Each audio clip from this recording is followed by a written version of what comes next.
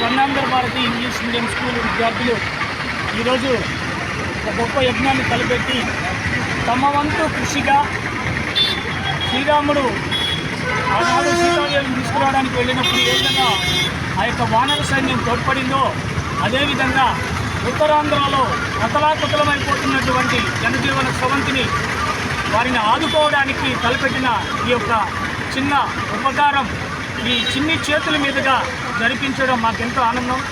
మరి ఇది వరప్రసాదంగా కోరుకుంటున్నాం. మరి అదేవిధంగా పిల్లలని ఇంత ఎండలో పంపించడానికి తోడ్పడినటువంటి ప్రతి ఒక్క తల్లిదండ్రులకి శిరస్సు వంచి పాదాభివందనం చేస్తున్నాం.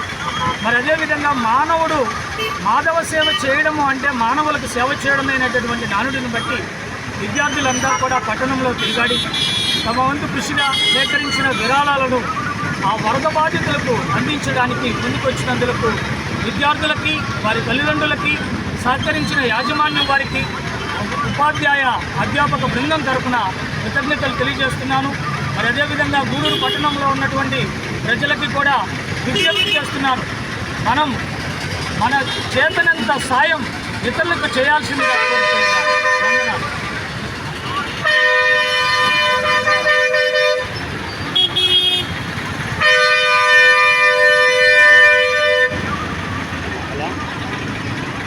ఈ మధ్య జరిగినటువంటి వరద విభోత్సవానికి విజయవాడ ప్రజలు ఎంతో ఇబ్బందులు ఎదుర్కొంటున్నారు. దానికి గాను స్వర్ణాంధ్ర భారతి స్కూల్ మేనేజ్మెంట్ వారికి ఎంతో సహాయం చేయాలన్న ఉద్దేశంతో గూడూరు పట్టణంలో కొంత మనీని కలెక్ట్ చేయడం జరిగింది. ఎవరైతే ఆ మనీ వాళ్ళకి ఈ విద్యార్థులకి ఉపాధ్యాయులకి అందరికీ నేను ధన్యవాదాలు తెలియజేస్తున్నాను. థ్యాంక్